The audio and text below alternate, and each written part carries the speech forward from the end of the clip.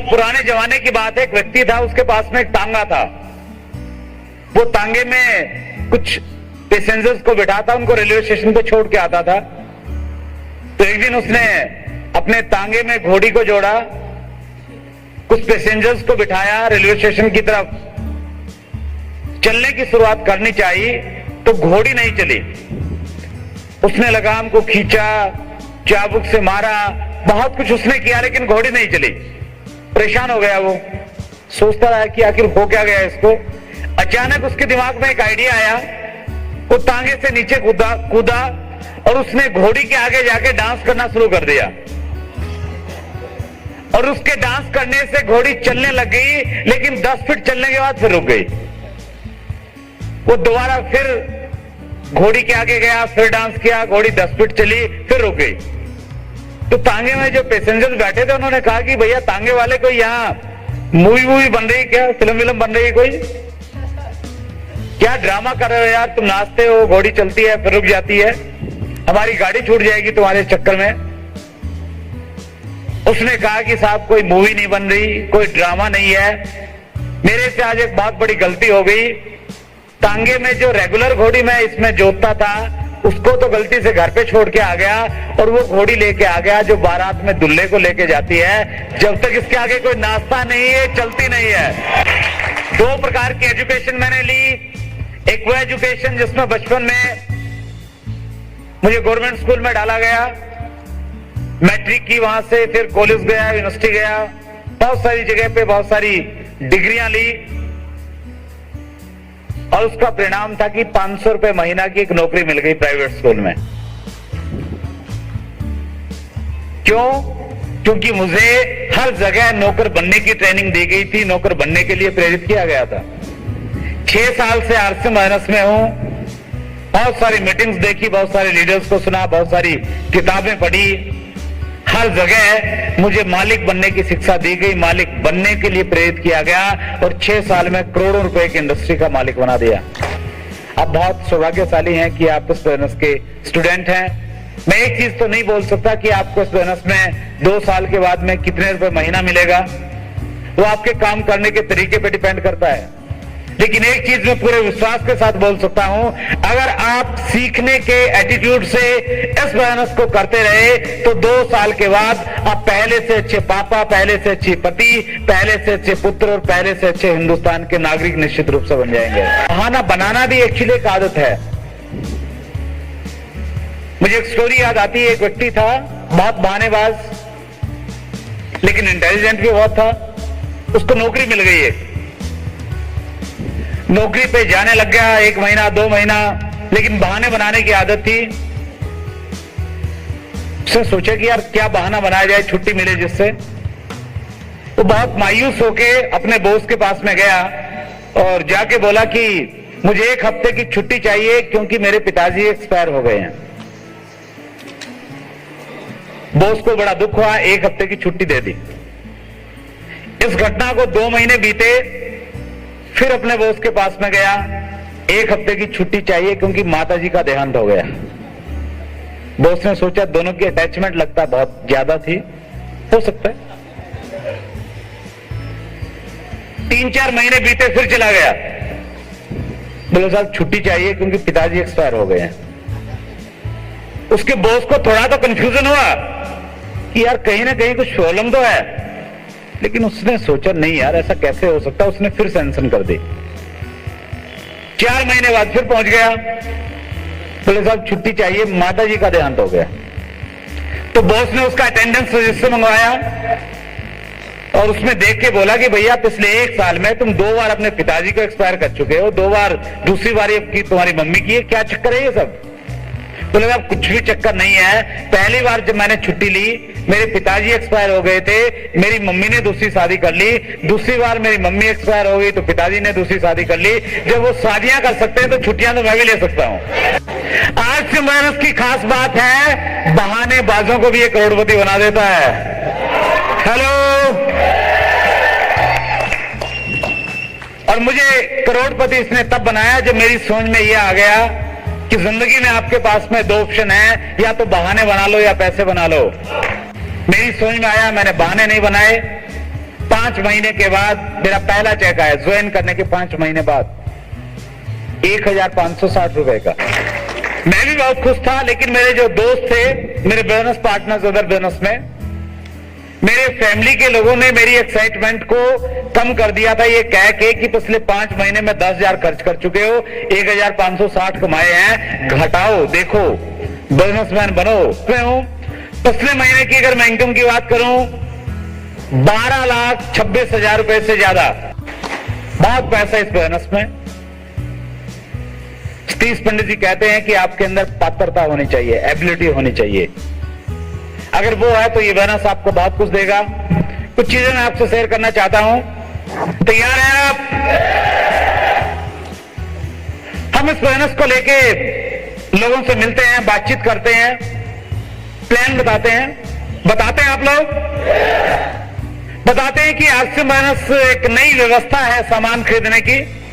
पहला तरीका जिसमें रिटेलर है, होलसेलर है, एडवर्टाइजमेंट है, 50% पैसा बीच के लोगों में जाता है। आरसीएम बिजनेस से 50% पैसा हम लोगों में डिस्ट्रीब्यूट हो जाता है। जब आप दोनों व्यवस्थाओं की बात करते हैं तो निश्चित रूप से बहुत सारे लोग ये कहते हैं कि आरसीएम की व्यवस्था बहुत अच्छी है, कहते हैं ऐसा नहीं, इतनी लग्जरी गाड़ियां भी आती हैं। तो जब लोगों को प्लान अच्छा लगता है, प्रोडक्ट अच्छा लगता है, पैसा आता है, ये भी कहीं ना कहीं यकीन हो गया, तो क्या सारे के सारे लोग ज्वाइन कर लेते हैं? नहीं करते। लोग इसलिए ज्वाइन नहीं करते क्योंकि मुकेश कोठारी जी कहते हैं कि अभी लोग ज्वाइन नहीं करेंगे, थोड़ा समय और लगेगा। इस दुनिया में 95% लोग ऐसे हैं जिनके अंदर डिसीजन पावर नहीं होती, डिसीजन लेने की क्षमता नहीं होती, उनको फॉलोअर कहा जाता है। केवल मात्र 5% लोग किसी भी फील्ड में पहले कामयाब होते हैं क्योंकि वो लीडर होते हैं। उनमें केवल मात्र एक क्वालिटी सबसे ज्यादा होती है कि वो किसी भी काम को करने का निर्णय तुरंत ले लेते हैं, डिसीजन पावर होती है उनमें। ज्यादा टेंशन वेंशन मत लो। हेलो, एक काम करो, मेहनत करते रहो, चलते रहो, लोगों से प्लान दिखाते रहो, कामयाब होके दिखा दो। बस दिखा सकते हैं? आज प्लान दिखाएं, प्रोडक्ट दिखाएं, सेमिनार में बिठाएं, शायद लोगों की समझ में नहीं आएगा, लेकिन जिस दिन एक लग्जरी कार आपके पास में आ जाएगी, प्लान नहीं दिखाना, जोर जोर से हॉर्न बजाना है, पड़ोसियों की समझ में आ जाएगा। लोग आपको फॉलो नहीं करते, लोग आपकी सक्सेस को फॉलो करते हैं, आपकी कामयाबी को फॉलो करते हैं। अब बहुत सौभाग्यशाली हैं कि जाने अनजाने में अगर आप इस बिजनेस में आ गए हैं, इस बिजनेस को कर रहे हैं और करते रहेंगे, तो आप 5% लीडर्स की कैटेगरी में हैं। 95% लोग आपको फॉलो करने के लिए तैयार बैठे हैं।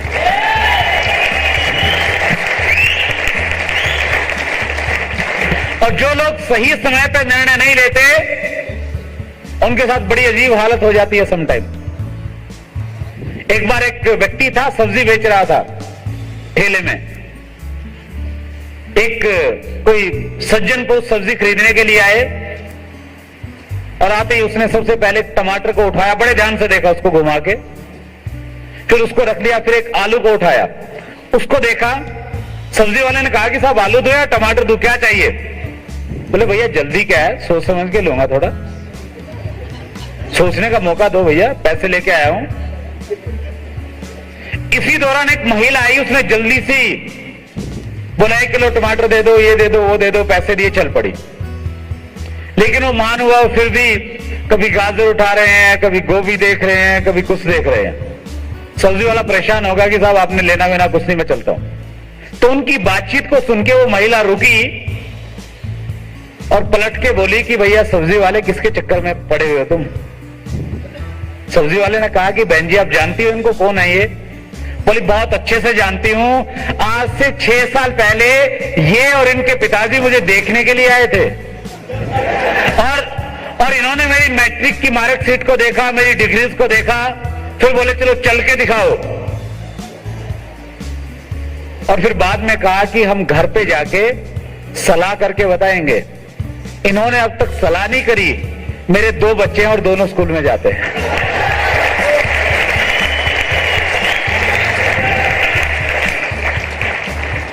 ऐसा ना हो कि आज आपकी समझ में न आए और जिस दिन आपके पड़ोसी की घर में 2-2 लग्जरी कारें खड़ी हो जाएं, फिर आपकी समझ में आए कि आरसीएम बैनर्स तो करना ही पड़ेगा। यस, और एक माहौल बनेगा। माहौल बनने की देर होती है। आज से 30 साल पहले हिंदुस्तान में पढ़े लिखे लोग नहीं थे। स्कूलों में बच्चे पढ़ने के लिए नहीं जाते। 30-40 साल पहले देखें तो क्या करते थे? खेत में जाते थे, मेहनत करते थे, मजदूरी करते थे। आज पढ़ने के लिए जाते हैं। आज पढ़ने के लिए इसलिए नहीं जाते कि गवर्नमेंट ने बहुत बड़ा काम कर दिया। आज पढ़ने के लिए इसलिए जाते हैं क्योंकि पहले इसलिए नहीं जाते थे क्योंकि पड़ोस का बच्चा भी स्कूल में नहीं जाता था, और आज इसलिए जाते हैं क्योंकि पड़ोस का पप्पू सुबह उठ के टाई साई लगा के तैयार हो जाता है, इसलिए पड़ोसी की भी समझ में आया कि बच्चों को स्कूल में भेजना पड़ेगा। सवाल कर सकते, एक बच्चे ने अपने पापा से पूछा, पापा क्या सबके पापा अपने बच्चों से इंटेलिजेंट होते हैं? हेलो, पापा ने कहा क्या बेटा तुम्हें कोई शक है इस बात पे? उसने सोच के जवाब दिया, अगर सबके पापा इंटेलिजेंट होते तो बल्लभ का आविष्कार एडिशन नहीं करता, एडिशन के पापा करते।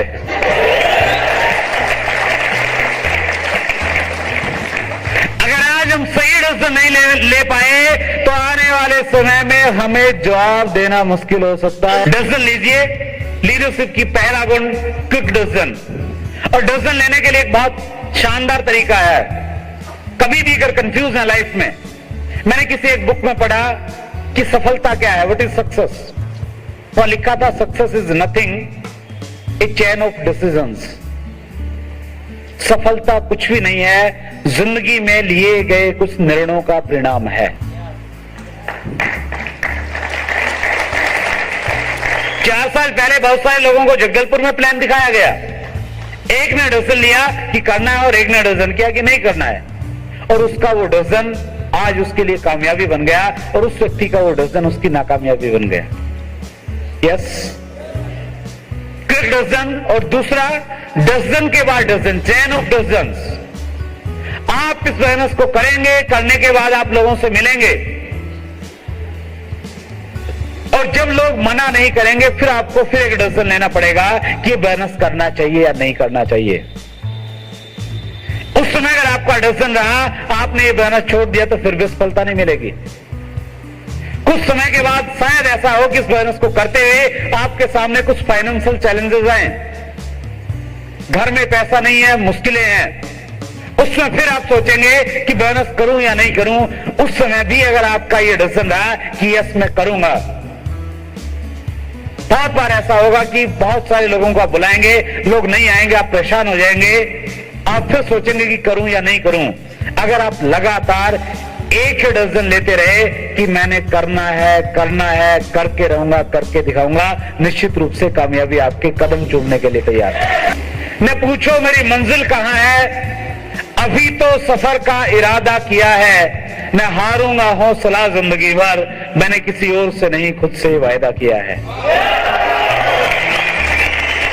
और आज अपने आप से वायदा करके जाए, कमिटमेंट करके जाए कि मैं आज से बिजनेस को तब तक करता रहूंगा, मैं आज से बिजनेस का मार्केटिंग प्लान तब तक दिखाता रहूंगा, मैं आज से बिजनेस के प्रोडक्ट तब तक यूज करता रहूंगा, मैं आज से बिजनेस की मीटिंग्स में तब तक आता रहूंगा जब तक मैं स्टेज पे नहीं पहुंच जाता और हजारों लोग मेरे लिए तालियां नहीं बजाते, मैं तब तक इस बिजनेस को करता रहूंगा।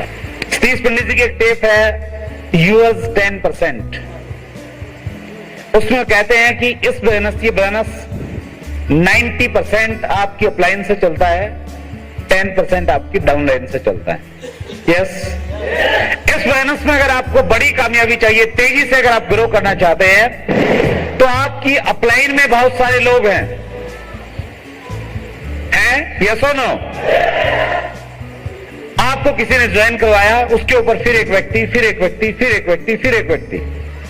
आप अपनी अपलाइन के लोगों की पहली चीज आपको जानकारी होनी चाहिए, और दूसरी चीज जिस दिन आपकी अपलाइन का फोकस, जिस दिन आपके अपलाइन का फोकस आपके बिजनेस पे आ जाएगा, उसके ठीक 90 दिन के बाद आप आरसीएम बिजनेस के न्यू ब्रांड रॉयल्टी अचीवर बन जाएंगे। अपलाइन रॉयल्टी अचीवर की डाउनलाइन में अगर उसका भाई है, उसका रिलेटिव है, उसका दोस्त है और एक अनजान डिस्ट्रीब्यूटर है, वो ये नहीं देखता कि मैंने अपने भाई को रॉयल्टी पे लेके जाना है, वो ये देखता है कि इन सारे डिस्ट्रीब्यूटर्स में से कौन व्यक्ति सिस्टम के साथ में सही तरीके से काम करता है। जो सही तरीके से काम करता है वो उस पर फोकस करते हैं और सबसे पहले उसको रॉयल्टी पे लेके जाते हैं।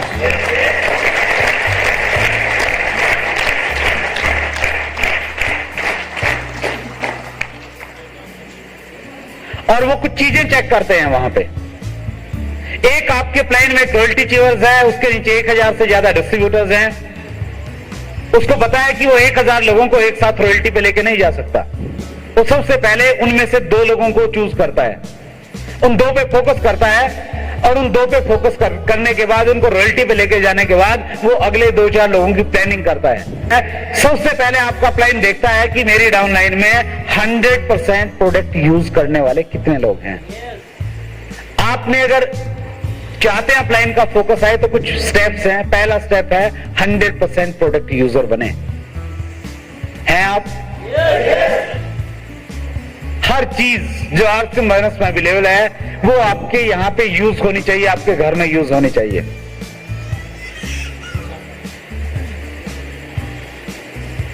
मुकेश कोठारी जी एक लाइन में इसका समाधान बताते हैं। वो कहते हैं 100% प्रोडक्ट यूज, नो एक्सक्यूज। कोई बहाना नहीं बनाए। यस, कर सकते हैं। ज्यादा डिटेल में नहीं जाऊंगा, इतना ही कहूंगा, अगर आप आरसीएम माइनस के 98% प्रोडक्ट यूज करते हैं और एक पेन आपका आरसीएम का नहीं है, डायरी आरसीएम की नहीं है, सोक्स आपने आरसीएम की डाली नहीं हुई है और आपकी अपलाइन की नजर में अगर आप आ गए तो आपकी रॉयल्टी 6 महीने पीछे खिसक सकती है। दूसरा काम आप करें, रिगार्ड योर अपलाइन। अपलाइन का सम्मान करें। करते हैं सभी लोग? सम्मान इसलिए करना है क्योंकि जिस व्यक्ति का भी हम सम्मान करते हैं वो व्यक्ति हमारे बारे में अच्छा सोचता है। तीसरा काम आप करें, फॉलो देयर डायरेक्शंस। अपलाइन द्वारा दी गई डायरेक्शंस को फॉलो कीजिए। 2 तरह के डिस्ट्रीब्यूटर्स होते हैं। कितनी तरह के होते हैं? रुक जाऊंगा फिर देख लो। कितनी तरह के? 2 तरह के। आपने देखना भी है कि आप कौन सी तरह में से हैं। पहले डिस्ट्रीब्यूटर वो होते हैं जो बिजनेस को बढ़ाने के लिए अपना दिमाग इस्तेमाल करते हैं और अपलाइन के हाथ पैर इस्तेमाल करते हैं। अपलाइन को भगाते हैं, दौड़ाते हैं, कंप्लेंट करते हैं कि साहब आप मीटिंग नहीं देते, आप आते नहीं हैं, आप टाइम नहीं देते हैं। वो सिकवे शिकायत में ही रह जाते हैं, वो कभी भी बड़े लेवल पे नहीं जाते। दूसरी तरह के वो डिस्ट्रीब्यूटर्स होते हैं जो बिजनेस बढ़ाने के लिए अपलाइन का दिमाग इस्तेमाल करते हैं और अपने हाथ पैरों का इस्तेमाल करते हैं। वो बड़ी से बड़ी पिन के हकदार होते हैं।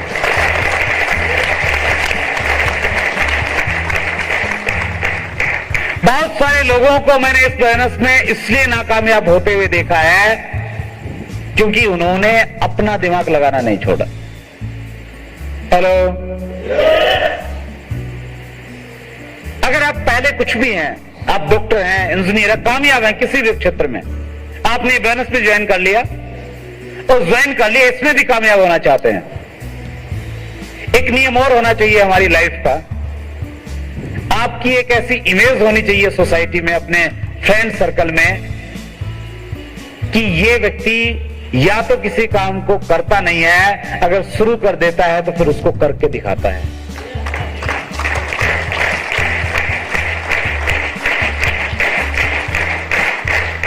मैंने कहीं पढ़ा कि जीतना एक आदत है, दुर्भाग्य से हारना भी एक आदत है। अगर हमें लाइफ में हारने की आदत पड़ जाएगी तो हम स्टेप बाय स्टेप हारते जाएंगे, और अगर हमें जीतने की आदत पड़ जाएगी हम मिट्टी को भी छुएंगे, वो भी सोना बन जाएगी।